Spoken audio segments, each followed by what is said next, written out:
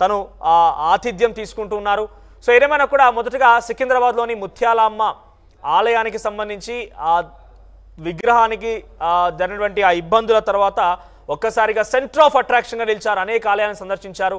అనేక ఆలయాన్ని సందర్శించడంతో పాటుగా ఏదేమైనా ధర్మాన్ని రక్షించడమే తన ప్రధాన ధ్యేయం అంటూ ముందుకు వెళ్తున్నారు.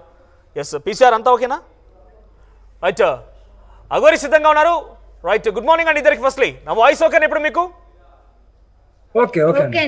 రైట్, ఫస్ట్లీ నేను శివ విష్ణు బ్రాహ్మణి, లేడీ అఘోరి, ఇంకా చాలా పేర్లున్నాయి, మాతాజీ. మిమ్మల్ని ఏమని పిలవాలి నేను? హర మహాదేవ్, ఓం నమ శివ, అఘోరి కాళీ నమ, గురుదత్తే నమ. అఘోరి అమ్మ అని పిలవచ్చు, రైట్, ఓకే. అఘోరి మాత అని పిలవచ్చు. ఒక్కొక్కరు భక్తులు ఒక్కొక్కలాగా పిలుస్తుంటారు. కొందరు అమ్మ అంటారు. ఓకే, ఎలా పిలిచినా కూడా నేను పలుకుతానండి. ఓకే, అఘోరి అమ్మ మీ పైన ఈ మధ్య కాలంలో చాలా సంచలనాలు, చాలా రకాలుగా ఆరోపణలు వస్తూనే ఉన్నాయి. సో మీ పక్కనే వర్షిణి ఉన్నారు. సో వర్షిణి మీతో ఎలా ఇప్పుడు అంటే ఐ మీన్ మీ ఇద్దరి మధ్య ఆరోపణలు అనేటివి చెప్పండి. ఆరోపణలు అనేటివి నా మీదే కాదు, ప్రతి ఒక్కరి మీద ఉంటాయి. ఆఫ్ కోర్స్ ప్రతి ఒక్కరి మీద పాజిటివ్ ఉంటాయి, నెగిటివ్ ఉంటాయి. ఓకే, ఎలిగేషన్ చేసిన వాళ్ళు చేస్తూనే ఉంటారు. వాటిని పట్టించుకుంటూ నేను నా ధర్మాన్ని కాపాడుకోలేను, ఆడపిల్లల గురించి పోరాడుతున్నాను. మీ కాన్ఫిడెంట్ నచ్చింది. ఎక్కడికి వెళ్ళినా కూడా నా ధర్మం నాకు ముఖ్యమంటూ మాట్లాడుతున్నారు. ఆ కాన్ఫిడెన్స్ చాలా నచ్చింది, అప్రిషియేట్ యూ. కానీ ఇక్కడ శ్రీవర్షిని మీకు ఎలా పరిచయం అయింది? శ్రీవర్షిని ఇప్పుడు ఏకంగా వాళ్ళ తల్లిదండ్రులు ఏం చెప్తున్నారంటే మా నుంచి వేరు చేసి తనతో పాటుగా తిప్పుకుంటోంది, ట్రాప్ చేసిందనే మాట మాట్లాడుతున్నారు. దీనికి ఏం సమాధానం చెప్తారు మీరు? ఉంటాను. నా క్వశ్చన్ మీకు అర్థమైందా? శ్రీవర్షిని మీ శ్రీవర్షిని అనే ఈ అమ్మాయి మీకు ఎలా పరిచయం అయింది? ఇప్పుడు మీతో పాటుగా తను బయటికి వస్తున్నారు, ఆలయాలను సందర్శిస్తున్నారు. వారి తల్లిదండ్రులు ఏం చెప్తున్నారంటే తన కూతుర్ని ట్రాప్ చేసింది అని చెప్తున్నారు. నానా, నేను ట్రాప్ చేయాలనుకుంటే ఏమన్నా ఆశించి ట్రాప్ చేస్తారు ఎవరైనా సరే. ట్రాపింగ్ అనేది ఏదో ఒకటి ఆశించి ట్రాప్ చేస్తారు. కానీ పాపం ఈ కూతురుకు ఉండడానికి సొంత ఇల్లు లేదు, బయటికి వెళ్తే ఫ్యామిలీ బతకలేని పరిస్థితి.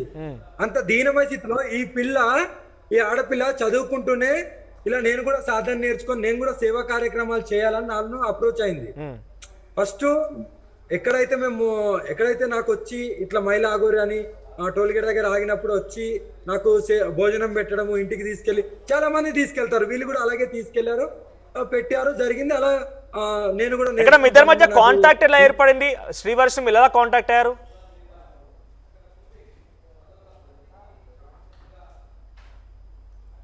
రైట్,